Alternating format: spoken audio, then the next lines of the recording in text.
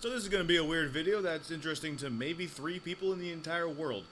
Specifically making this for you, Cave. So, whenever I talk about you and me, I'm talking to that guy. If anyone else is listening, mind your fucking business.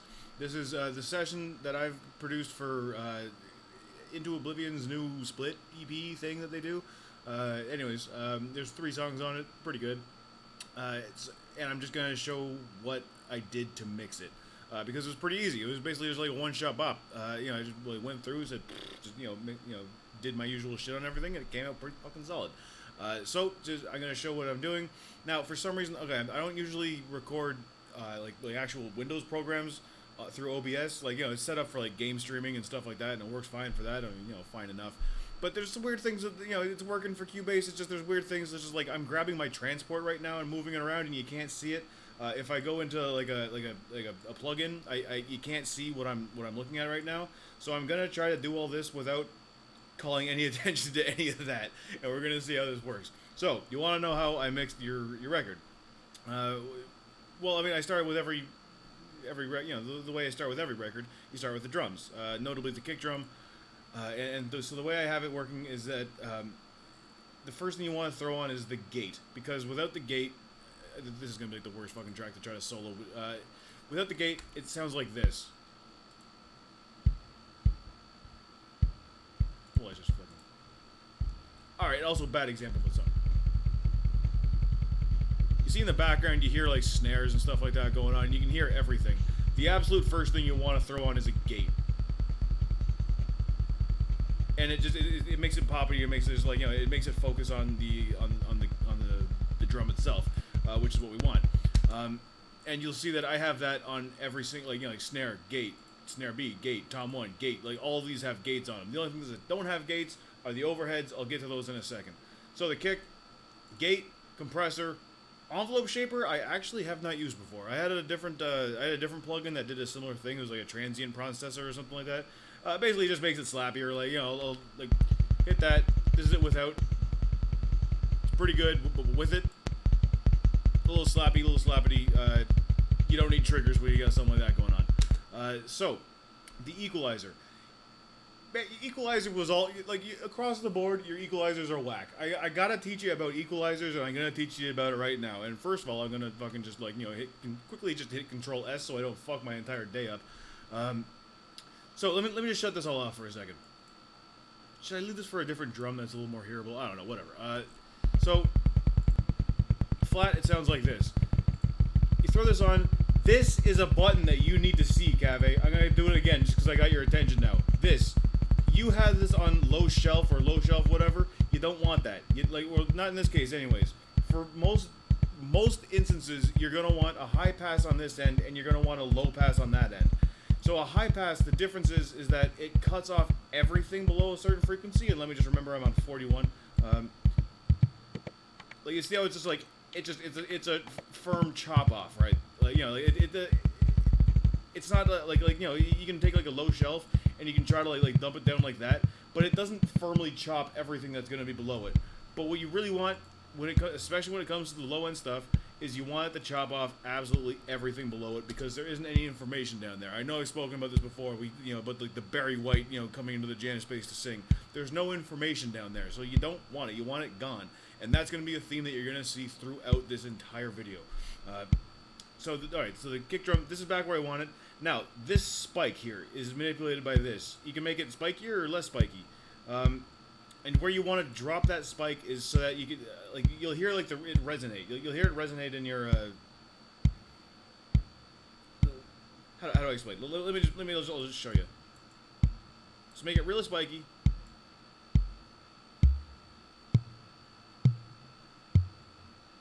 You hear I was doing that?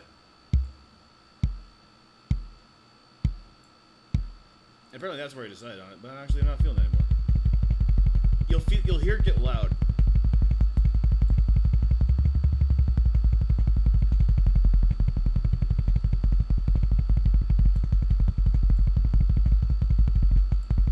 Okay, let's do it around there. All right.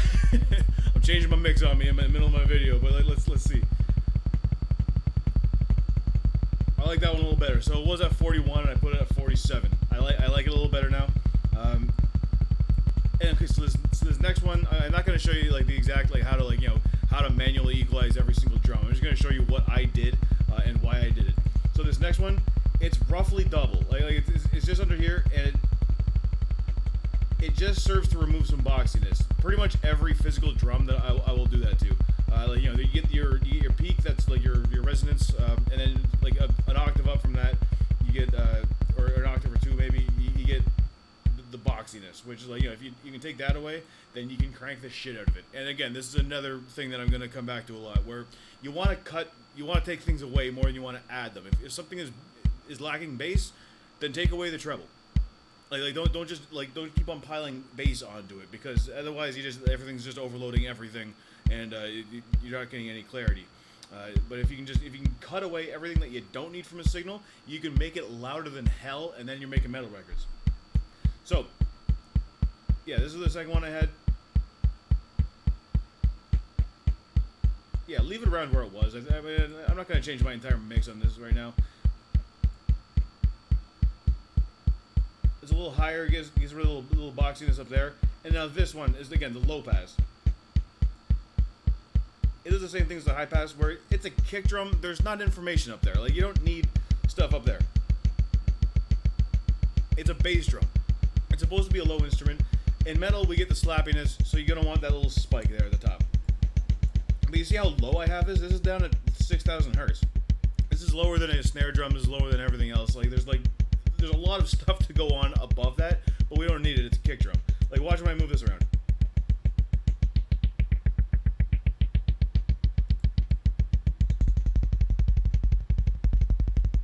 So yeah, leave that around like around 6K is where you get the slap from things like that. And yeah, just lower that spike a little bit just to bring it back to normalcy. And so we have a kick drum. Now, what you'll see going on the sides here is also I have this going to a reverb bus. You had reverbs on every single one of your tracks, which I get it. You want reverb on your track, right? But there's a better way to do that, and I'm showing that to you now. This is a reverb bus. Fuck, Cubase doesn't even show you when I open up a menu. But anyways, this is a reverb bus. I'll show you how to set that up, because down here this is what the reverb bus is. So yeah, sure. I'll just go in here, add track, add an effects channel track, and then you pick your effect. And I just went with reverb. I went with reverence. And then when you're in there, again, I don't think this is gonna let me show you. When you're in there, you get it won't show me the plugin, but you can pick your reverb. And now I'm sending pretty much everything in the album through that one reverb channel. Which is first of all, your computer is gonna thank you for that, because it doesn't have to try to process 30 different reverbs at once, because reverbs are like actually pretty taxing on a computer. So your computer's gonna thank you, but also it actually just makes a better reverb product in the first place, because like everything's like reverbing together. It's not like the kick's on its own reverb, and the snare is on its own reverb, and like the organ's on its own reverb, and the guitar is on its own reverb. It's like everything's on a reverb together. And as you can see, like you have the option, like this is like a fader. You can choose how much of it to send to the reverb or not. And with a kick drum, I have it pretty low, because I mean, like even in black metal, you don't reverb your kick drum that much, if at all. I just kind of put it there just to say it was. And beyond that, I also have the kick drum going to the drum group, which is just one of those things that if you set that up early, it makes your entire life easier. As you can see, I have group tracks here. Overheads, again, I'll talk about them in a second. And then drums as a whole, rhythm guitar as a whole, bass, vocals, lead guitar, etc., and synth bullshit. This is just for that one specific section in Eagle. So like this is now like you can see over on my mixer now.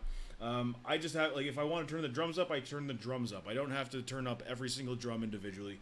Same with the rhythm guitar, I can raise and lower it, bass and all that. Like, that it just makes it so much easier if you just set that up early. Or even if you have to set it up late, then set it up late. It still makes your life easier, because you don't have to go through, when you have a session like this full of a million goddamn bullshit tracks, then it's going to make your life a lot easier. You're going to be happy that you did it. So, moving on. Kick drum sounds good. So the snare, very, very, very similar situation going on. The thing about the snare is, it's got the gate, it's got the compressor again. The high pass rather is much higher because snares don't have that much going on down there. Like I have the high pass aimed so that right where like the low end, like the body of the snare is, that's where it hits. Like, come on, you can do it. Like if I chop this, it didn't lose anything, right? You see let's see if I just crank it up some.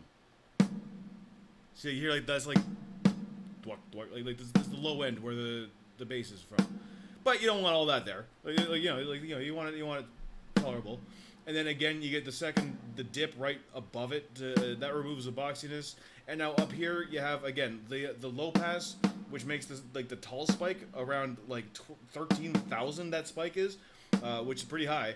But the three, the third one is like this is a parametric part of it.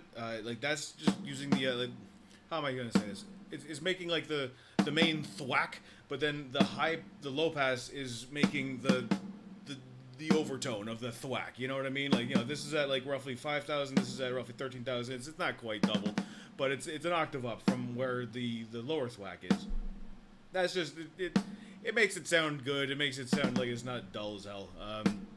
And then I guess snare B is basically just backing it up. Like snare B is just here to look at my equalizer on snare B. It's not doing anything except just from here to here. It's actually like a little beefier than I remembered it being. To be honest, I thought it was gonna be like gnarly. Oh shit! Just cancel that. But you'll see how it's not really doing anything. It's just a high pass, a low pass, and a little sweetening from there. It's not like complicated equalizers or anything like that. It's not like a 7-band motherfucker. It's just a high pass and a low pass, and you will see I put high passes and low passes on every single track that I mix, and because I think you should.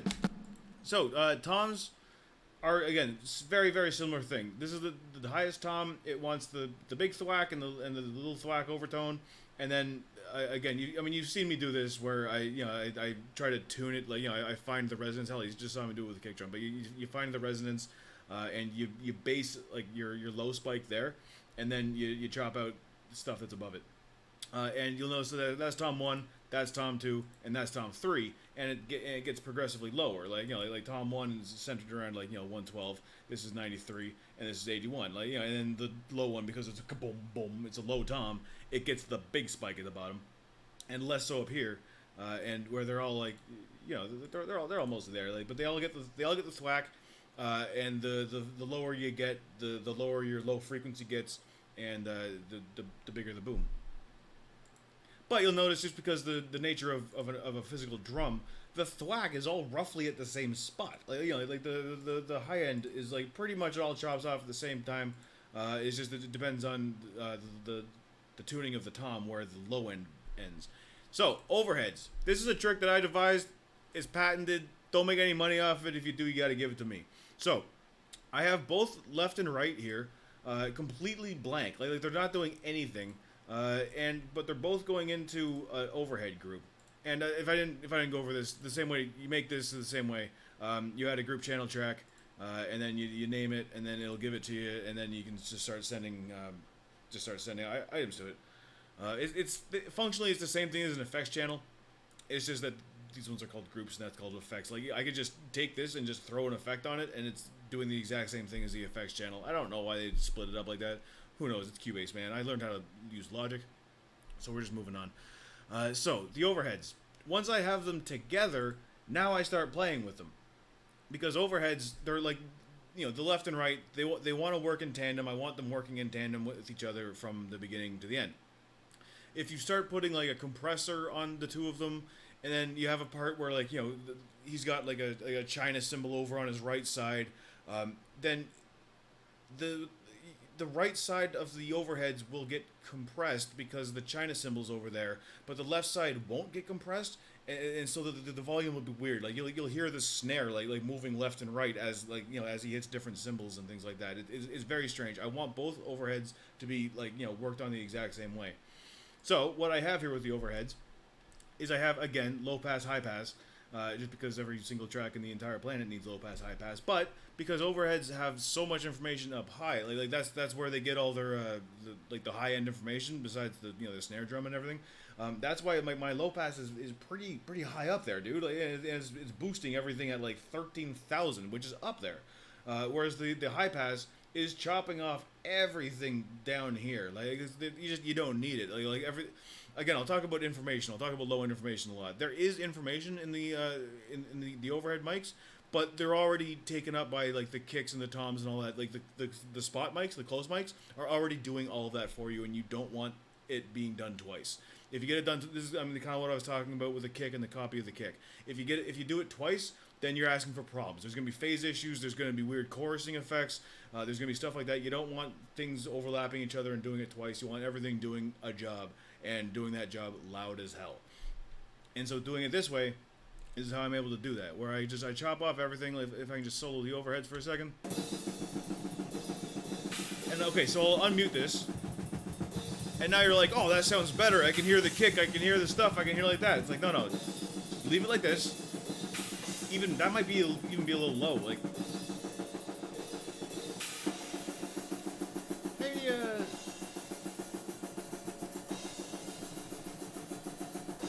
I'm gonna leave it like that.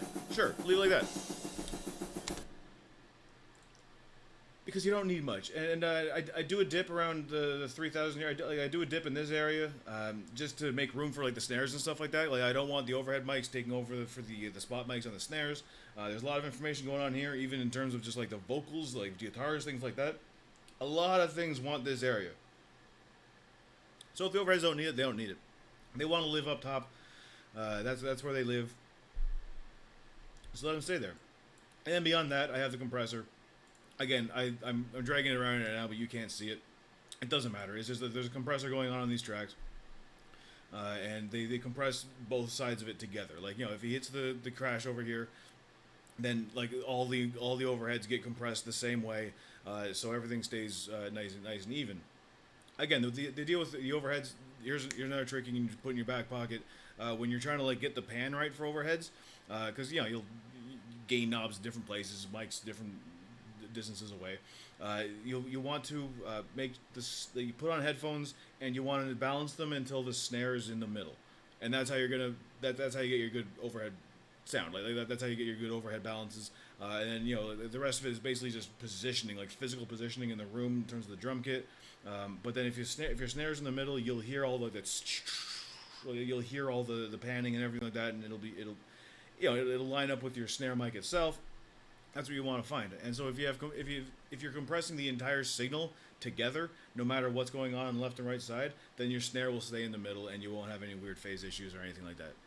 And as you can see, the overheads are also going through the reverb bus, and then the overhead bus is going through the drum bus, which is a little weird, but it gets the job done.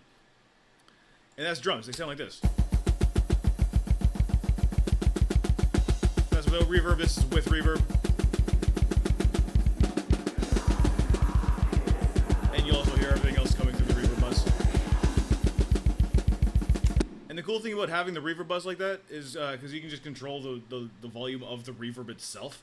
Like if I can just hopefully... Oh, come on. Don't do it to me. There we go. Over here. So just...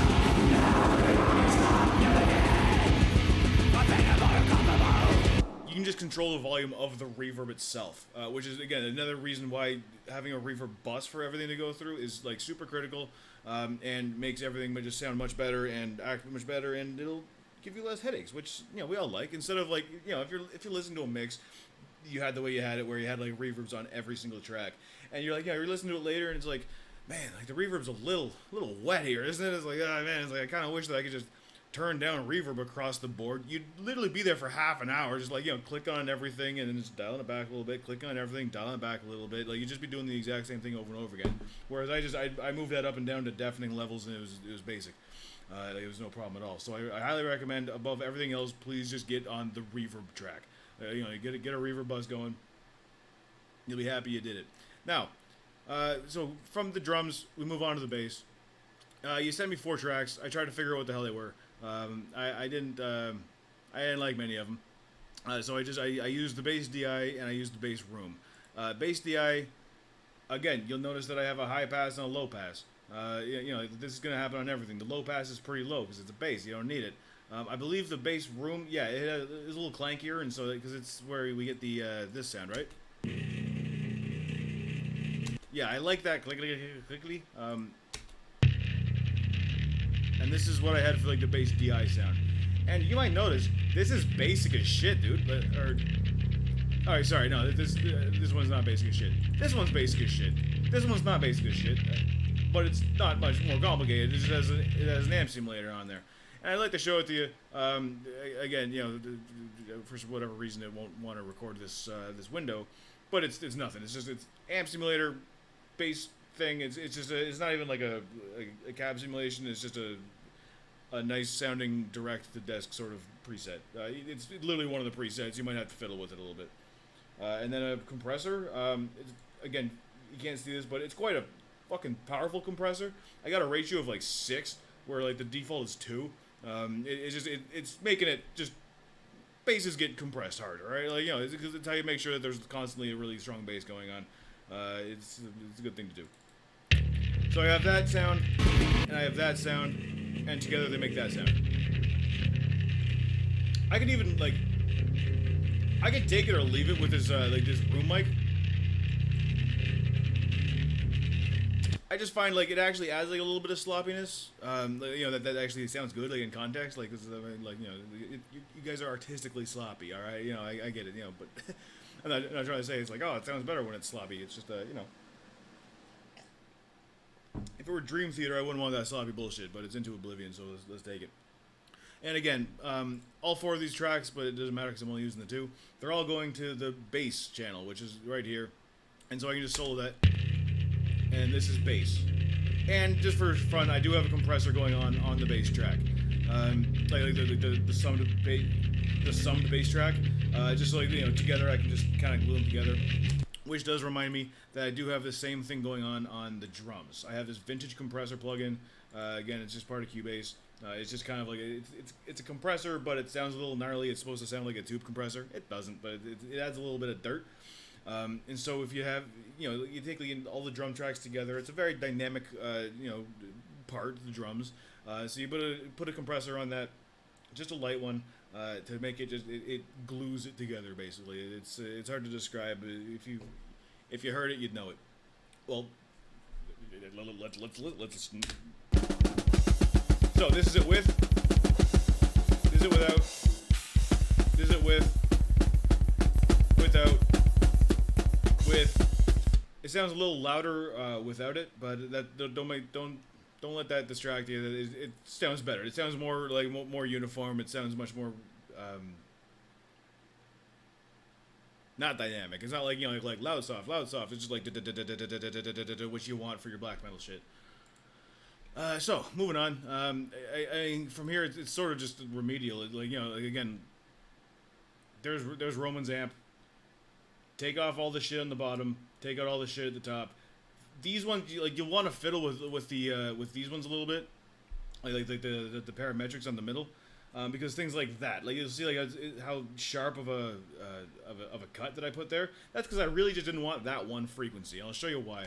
It sounds like this. All that does is just annoying. That just fixes an annoying sound. And that just takes away some boxiness.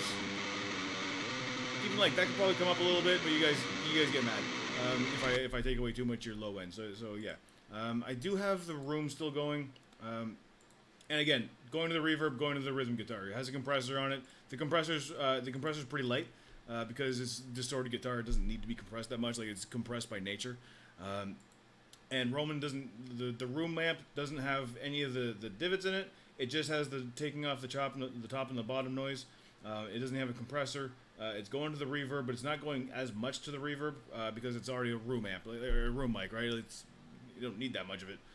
Frankly, you don't need that much of the reverb on the rhythm guitar in the first place. But I did give a little bit more juice there.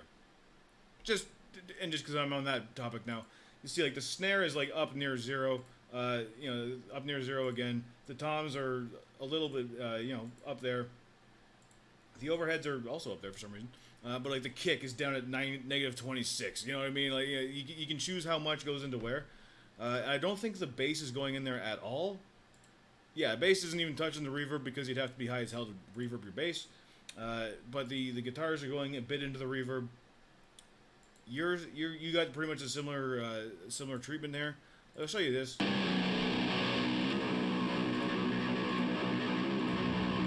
Like this is what it sounds like on its own. Chop off the noise, and add a little bit of sweetness. Chop off the boxiness, add a little bit of gnarly so you can stand up to this guy.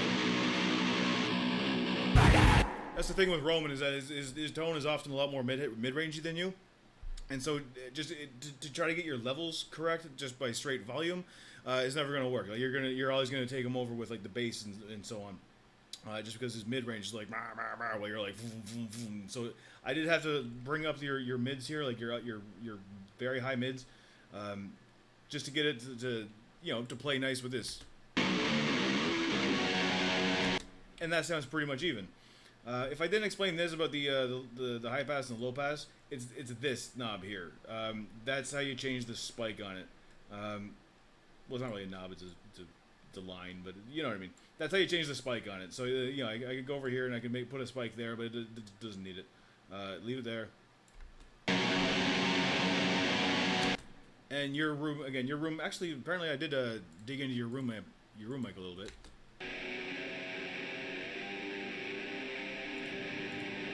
This is what you sent. So just take off the top, add a little bit of the punch, take a little bit of the boxiness, and get rid of all the low end noise. And when you have them all together, it sounds like this.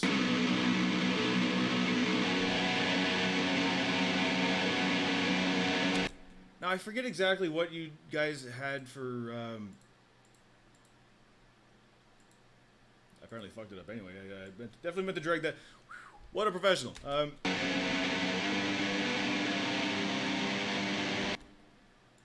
I forget what your panning scheme was. I think it might have actually had the same thing. I should probably just drop it.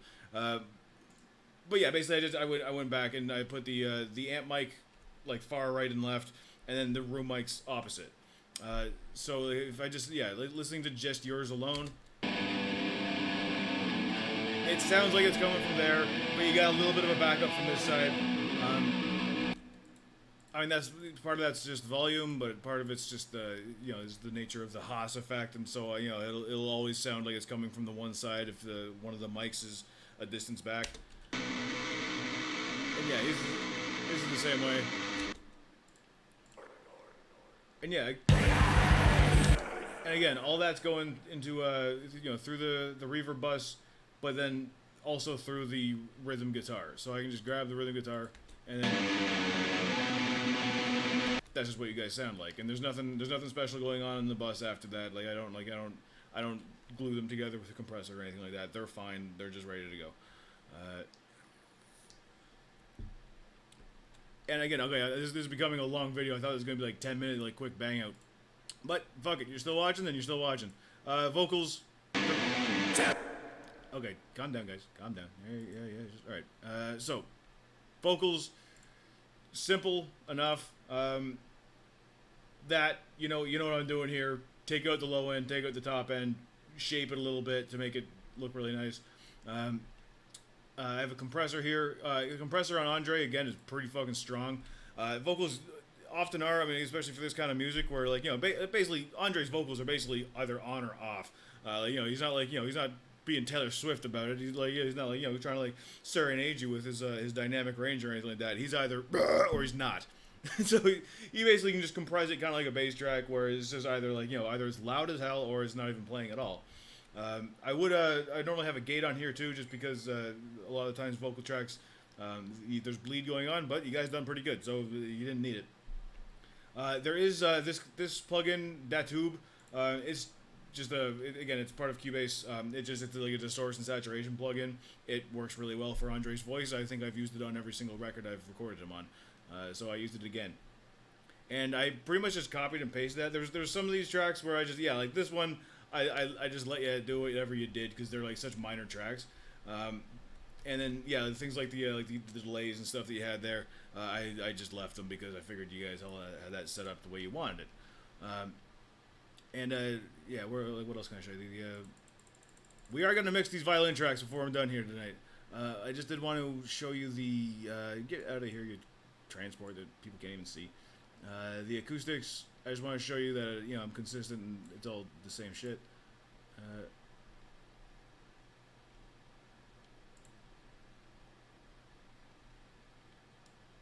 Yeah, acoustics over here.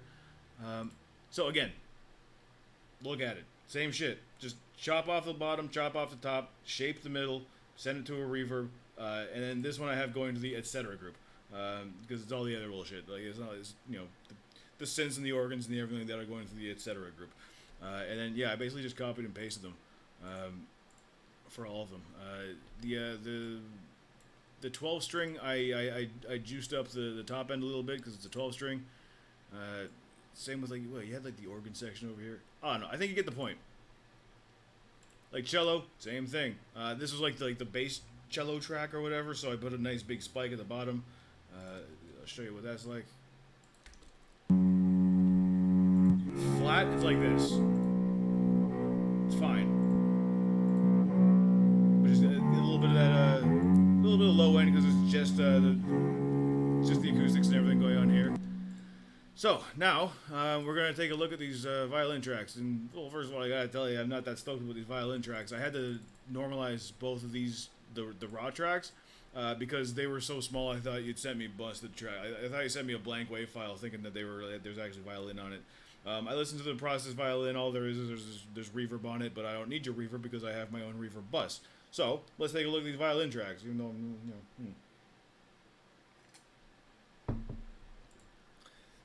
the playing's not great either, but don't tell this guy that I said that.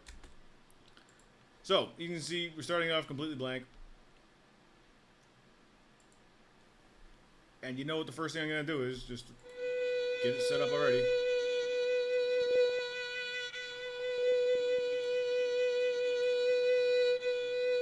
Violins they don't have much low-end information.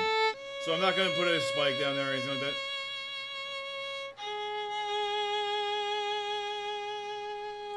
I might even just leave it there. Yeah, leave it there. I know that seems extremely high, and it is, but there's just noise underneath there.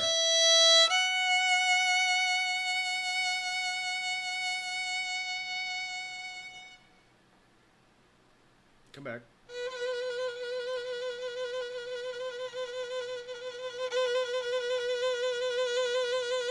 Is that a trill? Is that a trill or the worst vibrato I ever heard?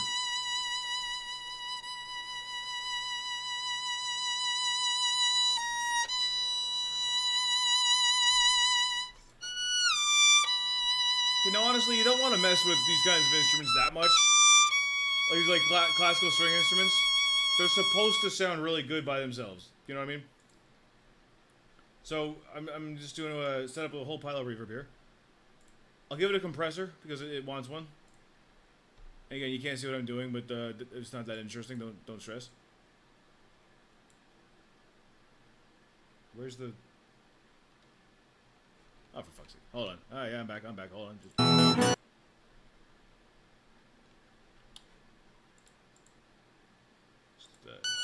stay with that for the time being.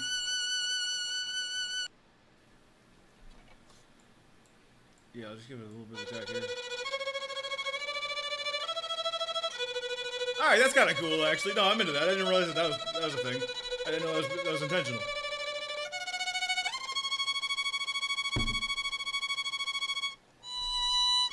So how loud does this get?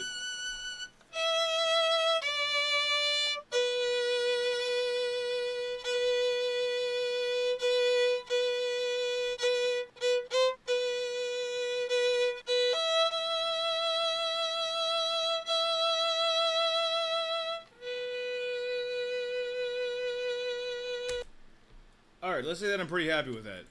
So you can go into here. Now, this is something that you do to make your life easier. Violin. You create track preset of that. And I'm going to drop it back down here.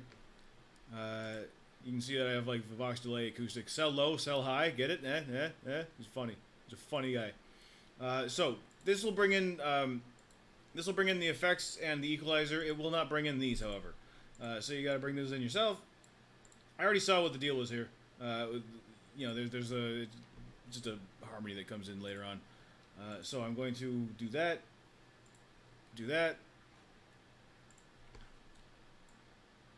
And we're gonna see what the level is in the mix.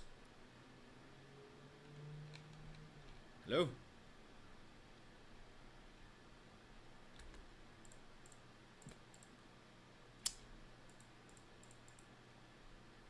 Hello?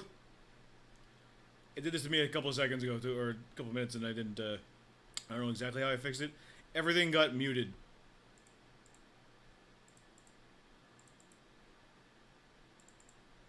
I just don't know where to begin with getting it back. So instead of that, I'm going to... Modern problems require modern solutions, my man. Just solo everything. There you go.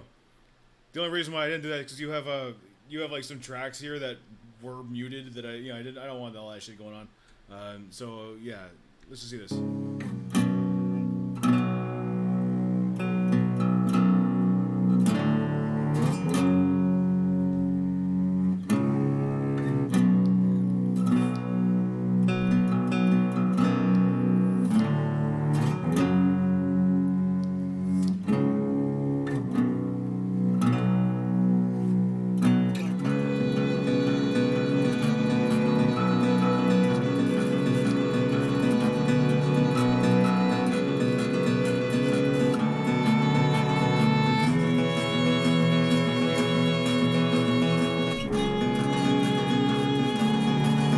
I'd be inclined to lower this down a little bit.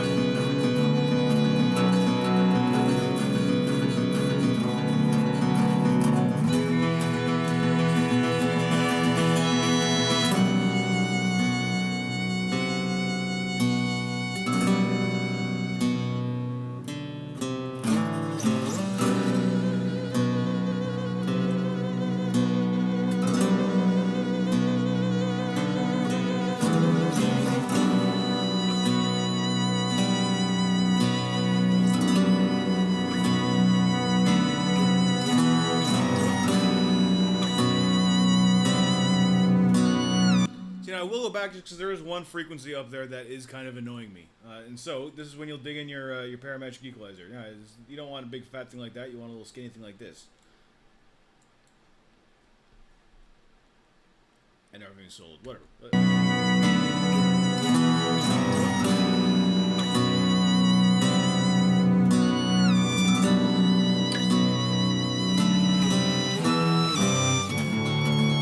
You feel me? It's like a little better, isn't it?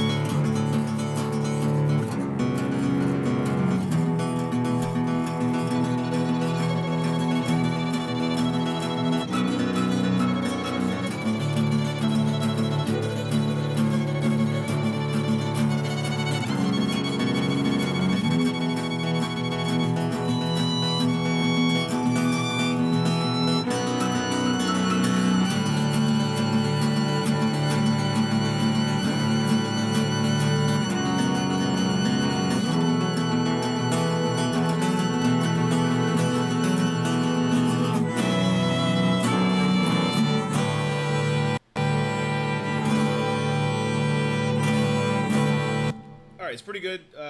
I swiftly just applied that little chop that I did to the other track. Let's see how it sounds together.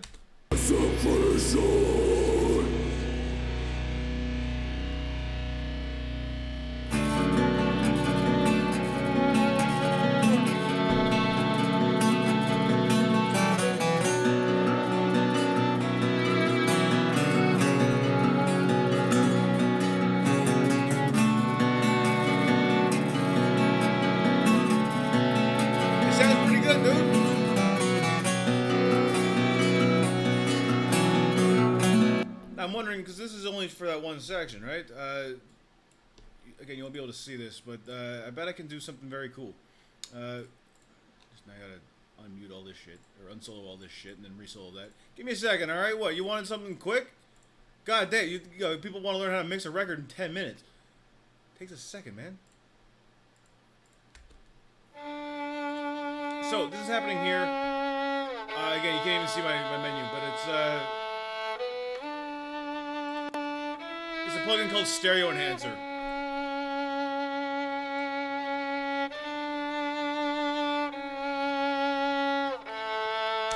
It didn't do what I wanted to do. I'm thinking hear me out, hear me out. I'm thinking a chorus. Yeah, discard it. Okay, this is something actually I noticed because you were talking about your choruses. You had them synced, but your tempo isn't relevant. Like, what this button does is it syncs it to the tempo of the grid, which is great if you're recording to a grid. You are not. So all that doing is basically guaranteeing that your rate is going to be out of sync. You have much finer control if you don't do that. You see, like when it's synced, it's like it's like 1 2 1 3 1 4. Shut that shit off. Also, that entire time I'm realizing that you can't actually see the thing I'm dragging around here, but it's believe me.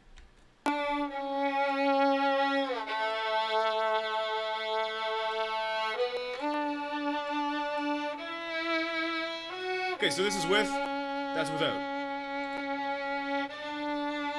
Subtle, yeah, I know. Now this is both of them.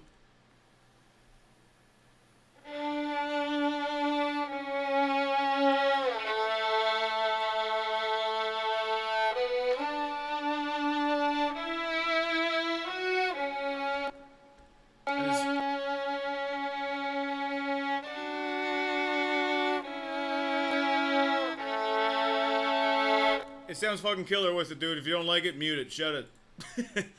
Alright, so now I'm back. Oh, good. Everything's muted the way it should be. Alright, excellent. Absolute professional.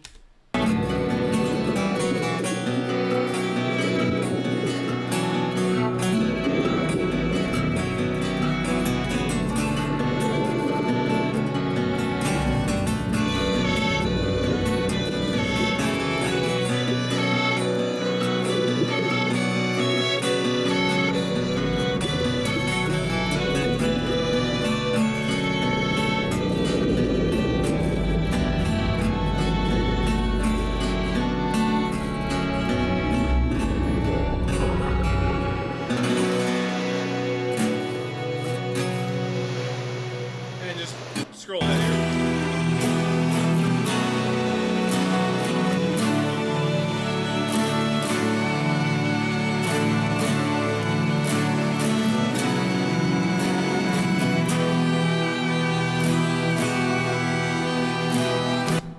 It sounds good to me, dude. This is what I'm gonna send you. Hitting Control S right now. I'll send you this session exactly the way you see it right before you. And if you have any questions, then by all means, you know where to find me. I hope you watched this and enjoyed it. Bye.